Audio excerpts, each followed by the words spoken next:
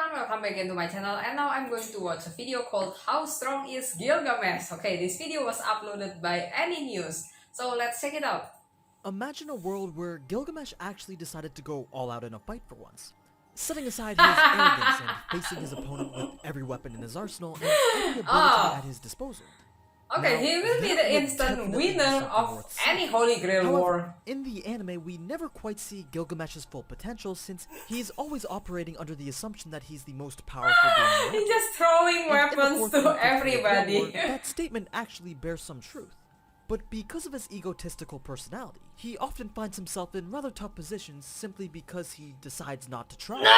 So let's take a look at how strong Gilgamesh really is, by not actually answering the question directly. What I really hate from Unlimited Bladeworks because he was so hesitant to use air back then. Notable weapons that he and then he was defeated by a Japanese teenager. There's a lot. Let's just jump right into the good stuff, starting with the noble phantasm that classifies this servant as an archer, even though we've really never seen him use a bow in his life. The true name of this literal I agree with that. number of A+ ranked weapons is Gate of Babylon, the king's treasure, which is an interesting name considering that Gilgamesh wasn't even ruler of Uruk when the area had become known as Babylonia. But since the Golden Capital was often a name used to refer to Gilgamesh's treasury, as well as a common reference to Babylon itself, Gate of Babylon became a very fitting name. Now, as I'm sure you already know, this noble phantasm grants access to all the valuable items that Gilgamesh had collected during his time as king. It does so by opening what's known as a divine gate that connects the space of reality to the treasury. This portal acts as an invisible door that allows the treasures and weapons within the vault to easily pass through on just a whim. To take all of his treasure from the vault and then he can throw to everyone. As projectiles, and fire multiple at a time through the air like an omnidirectional Gatling gun that shoots different sized bullets with unique qualities every single time, thus classifying him as that one. I remember the strongest arrows. When he was riding this Vimana is determined simply by how serious Gilgamesh considers the fight. He judges the amount of weapons he needs by the severity of the situation. Most often, the gate he uses is very small, firing few weapons at a time, sort of just as a playful usage of the ability. But when up against a strong opponent like Heracles, the gate becomes wider and he can fight with up to hundreds or even thousands of weapons at a time. Oh yeah, I like that. To the vault at any time and even reused instantly should he choose to. But the sheer number of weapons within the treasury are said to allow him to fight more than enough battles without having to use the same weapon twice. Now, last video, I don't think that I was over-exaggerating when I said that these weapons were launched at a speed of Mach 10. I mean, that's only 12,448 kilometers per hour, which should probably generate enough force to parry an attack from a jackpot so fast. with 11 lives. But being able to block one of these weapons is only half the battle. Since each one is different and often a noble phantasm in itself, they likely have unique abilities apart from the massive explosions. Wow, I can see so many weapons so that if you came out from that Gate of Babylon. The effect of a weapon he just threw at you for shits, then it'd be in your best interest to just dodge them instead. Dodging, however, is also very unlikely, since portals to the vault can be freely deployed. Oh, I remember the only one who can dodge he likes to launch them from or behind his grab one of the weapons from Gate of Babylon is Sir Lancelot, the Berserker in Fate Zero, episode 5. Of death. It's also said that if he really wanted to play with his opponent, he would just spawn a random weapon into his hand and attempt some good old hand-to-hand combat, so long as he thought he was the better swordsman at least. Though it's likely that quite a few servants would actually be able to take him on in hand-to-hand combat since Gilgamesh is more of a jack-of-all-trades master of none type, and every other lancer, saber, or archer servants are ones who have mastered a single weapon to its utmost limits. But more on his combat ability later. Let's talk about what's actually inside the vault. In order to gain access to the vault, you first need the key. The key is called the Key of King's Law, Bab-Elu. It's a creation from Gilgamesh's time as ruler, intended for the sole purpose of unlocking the gates deep within his golden capital. Its shape is constantly changing, and it can only be handled by Gilgamesh himself. Okay, I read that Gilgamesh just discarded the key because Wiki. he's no use for having it around, and knows Only no one Gil is can foolish wield enough to that attempt key. to steal from him. As for the contents of the vault, he's stated to have collected all the treasures to have ever existed in the world during his lifetime, lacking absolutely nothing. I mean, it's not hyperbole when he says he collected all the treasures of the earth. Apparently, the number of treasures within continue to increase even to this day at such a rate that even Gilgamesh doesn't fully know how much is within it.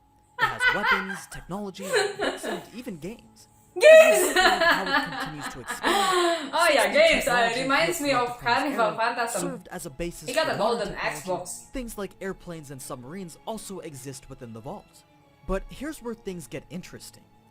Gilgamesh was the first hero. His collection of treasures, which included weapons and books and technology, served as the origin of human wisdom. The only things that could be missing from the vault are items that are produced by entities not of the human race or of extraterrestrial origin. So since this is the case, that means that all other weapons that serve as noble phantasms to other servants were derived from Gilgamesh's collection. Oh and yeah, exist within his Gilboy! vault. Everything is They're not yours! known as their named versions. They're actually nameless and referred to as the original prototypes. So Gilgamesh, in fact, contains the prototype for every noble phantasm to ever be created by humans, since they were originally derived from his initial treasures. Of course, noble phantasms like Heracles' god hand, which was derived from Heracles' own legend, is one that Gilgamesh can't obtain.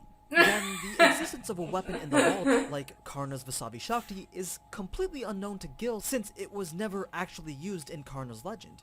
If there's no description of the weapon's use, then Gil really only has the name to go by and can't successfully match it to any other spear in the vault. But the reason that Gil's treasure came to serve as the origin for all others was yeah, I because remember after that he Gil had died, also got through that ways rune unknown to breaker. myself, the treasures within the vault were somehow dispersed all over the world. They were either stolen or handed down, and since they were treated as such valuable weapons, they eventually became established as noble phantasms through various heroic legends, which, fun fact, also derive from Gil's legend itself. Now, the quality of Gilgamesh's prototypes could be said to make even the more popular named versions look like fakes, due to how high quality their original state was. It's mentioned that if a newer version was to ever go up against its original version, the newer version would always lose. Meaning that Gilgamesh's prototypes are the strongest iteration of every noble phantasm derived from the vault. That doesn't necessarily mean that if he was to fight against Gabe Bolg with his unnamed version of it, that he would just automatically win the fight. It just means that Gil's prototype is a stronger version. So if Gilgamesh was to actually take a fight seriously, he could just sift through the weapons in his vault to find just the right ones that would directly counter his opponent. Oh yeah, But this since guy's he's right. just an arrogant piece of shit, he'll instead just throw whatever and only bring out trump cards like A or the Chains of Heaven in Throw really whatever. dire situations. For the sake of knowing though, let's go ahead and take a look at some of the known weapons within the vault anyway. There's Fergus's Caladbolg, the Rainbow Sword, Roland's Durandal, the Peerless Sword, Cuchulain's Gay Bolg, Fafnir's Demonic Deinschliff Sword, Sigurd's Gram, Perseus's Immortal Slaying Scythe Harp, the Chinese Halberd Hotengeki, Indra's Vajra, and then a whole bunch of other unnamed axes, sickles, spears, swords, armors, incenses, vehicles, Oh, that's and Mordred's! even cooking items and food. What? A few notable non-weaponized He has a items golden stored inside spatula. are a collection of command spells, the Holy Grail itself, though that has long since vanished from within the vault, and even this crazy jet-shaped noble phantasm called Vimana, throne of the heaven-soaring king. This is one But of the it more was interesting vehicles in destroyed his by possession. I Berserker! mean, sure, he has the Ship of Light, which allows him to travel faster than the speed of light, but Vimana lets him travel at the speed of thought, and it looks pretty fucking cool. It uses solar crystals along with quartz and mercury as fuel to bypass the laws of physics and travel at impossible speeds. It's a ship immortalized through two Indian epic sagas which recounted a golden and emerald arc loaded with various guns and ancient nuclear warheads, as well as equipped it's with very optical informative. camouflage, communication interception devices, laser beams, and even bioweapons. No disrespect to the creators of this legend, but it's almost like a 5-year-old came up with a design for this and filled it with every cool feature that they could imagine at the time. Anyway, then he has the Potion of Youth from his legend. Oh, which, yeah, as you that already one. know, He returns the drink user that back to their so younger he self. can Apparently, it returns you to the keep form of a child. his young and that in version itself not even only alters after his appearance, the but fourth also his Holy Grail personality. War ended. Although the memories from his older self remains, his younger self can't really comprehend the older's actions, and there forms this disconnect between the two of them. It's assumed that this potion was used to allow himself to blend in during the 10 years of off time after the Fourth Holy Grail War. Though if the time ever came for him to suddenly have to fight at full strength, he could forcibly reverse the effects. That being said, Gilgamesh does have a couple of go-to weapons, and they are Ea and Enkidu. Enkidu, Chains of Heaven, being named after his best friend and all, is classified as his most trusted noble phantasm. It's a weapon crafted by the gods with the purpose of binding the gods, making it one of the few anti-divine weapons that grows stronger with the more I divinity believe that that an Chains opponent of has. Heaven can stop But everything that can also except act as a that double-edged sword, Heracles since an opponent saber in who has Unlimited no divinity Networks whatsoever would episode just be up against regular 15 chains or that can be 16, broken isn't out with it? just a little bit of effort. Though there is also a limit to the buff that it gets against those of divine origin, since Heracles was able to move around quite a lot after getting completely binded by the chains, and he himself is half god. Though it is technically just one long chain, multiple sections of it can be summoned at a time, allowing for binding around various parts of the body. He goes for complete immobility when he wants to bind his opponent, and can attempt it a seemingly infinite number of times, since there never seems to be a limit to its length when he uses them. It can also bind the very space it takes up, nullifying all magic in the area. Then there's his Sword of Rupture 8. Ah, that's the my most powerful noble favorite! phantasm within Gilgamesh's treasury, and the so-called pinnacle of noble phantasms. A sword that's unique to Gilgamesh's existence and never passed down for future legends. Though Aw. calling it a sword isn't technically correct, sword since only it was belongs an to item him. that existed before the concept of a sword was even invented. It's But designed I with a hate it! cylindrical Why didn't he wheel-like use pillar it split when he into was two fighting rotating with segments Zero? that represent the heavens, the earth, and the underworld, which when combined together, form a representation of the universe itself. Ea was simply a name that Gilgamesh chose for it, most likely as tribute to the Mesopotamian gods of earth and water. Oh. In actuality, it's a Yeah, it's a nameless very simple creation name. of a god from long before humanity's existence, which then crystallized into form at the beginning of the world. A one-of-a-kind divine construct that even Shiro's unlimited blade works can't duplicate. A sword that knew the world before Genesis, Yeah, I making still remember it the that first Shiro memory couldn't of life scan that can only this be Ea shown when someone gazes upon when it. The Gilgamesh true was formation standing of the on world top as of it the happened roof of and Yudo as it Temple. was witnessed by this divine weapon. But what exactly does this noble phantasm do? There's actually an ability attributed to it that Gilgamesh needs to call by name in order to activate it. It's called Enuma Elish, the Enuma star of Elish? creation that split heaven and earth. As the three cylindrical sections of the sword begin to rotate, the resulting winds create a spatial severance. You see, these aren't just your normal winds. They're described as compressed and intertwined stratifications or layers of wind that turn into gaps between space and time, Wow, which result in an that's so undefendable attack specific. that tends to destroy everything in its path. There are various levels at which this attack can be activated, which tend to reflect how serious Gilgamesh is taking the fight. Though even the most held back versions are enough to completely surpass an attack from Saber's Excalibur. So we essentially have this primordial sword that creates winds that tear the very fabric of space. Anywhere the winds cut, a void of nothingness will open up, whether it's the ground of the earth or the very sky above. And that newly opened void will begin to swallow up its surrounding area, creating a vacuum as it attempts to reenact Genesis. The voids are said to show the truth of the world, and reveal the mystery of creation itself, the beginning of life, until all that's left is a vacuum. But yeah, you can see how the type of attack that this noble phantasm produces could easily destroy the world Ryder's reality marble created. Hell, it could even destroy the world itself if Gilgamesh really wanted it to. Anyway, those are his main noble phantasms. As for his other skills, though not nearly as strong combat-wise, they're still beneficial to Gilgamesh's build per se. First up, he's got the highest rank of the skill Golden Rule, which measures how likely he is to gain wealth during his lifetime, meaning that he will never be in a negative financial situation. Money and riches will always find its way to him. This skill played a great That's role why in Gil helping is the him best at every single husband. treasure in the world to his vault. Then there's his charisma skill, that allows him to command an army and build an empire with great confidence.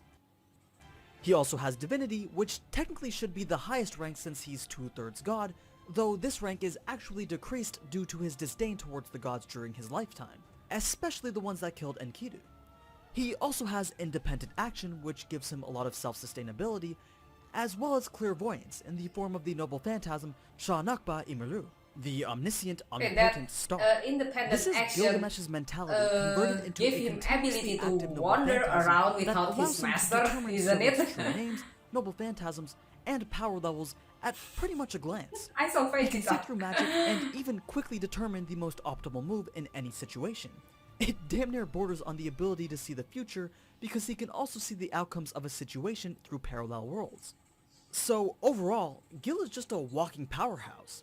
His collection of noble phantasms make Walking it powerhouse. almost impossible for anyone to counter him, as he could just quickly assess the situation and If determine only which he weapons really work best when. fight But the thing is, seriously, he just like he doesn't. killed that He will rarely, assassin if in ever, Fate get Zero serious in a fight. at the And end as of I said in the episode beginning, 2. that is most often the root cause of his defeat. We won't get Refusing to so even many use his episodes trumpet of Aya Fate against series anyone that then. he deems unworthy, which is pretty much everyone. He could probably find some pretty devastating prototype noble phantasms in his collection too, though he would never actually think of using them for what they're actually worth. So his potential to be the strongest servant is definitely up there, but he'll never be the strongest, since you first have to fight like a champion to be the champion. And that, everyone, is the Fate version of Gilgamesh. The next poll should be up on the community page of my channel, where you can vote for the servant that you want covered next. Okay guys, so that was the end of this video, How Strong is Gilgamesh? Okay, and this video is so informative, and okay, I like how the creator brings us the information about Gilgamesh here, and I agree that he said Gilgamesh is a walking powerhouse. And if only Gil always take the opponent seriously and going all out in every battle, so we won't be getting so many episodes of Fate series, because he will be the instant winner of every Holy Grail War. And also, why I didn't see the AUO cast off from Fate Extra CCC? No, he didn't mention that.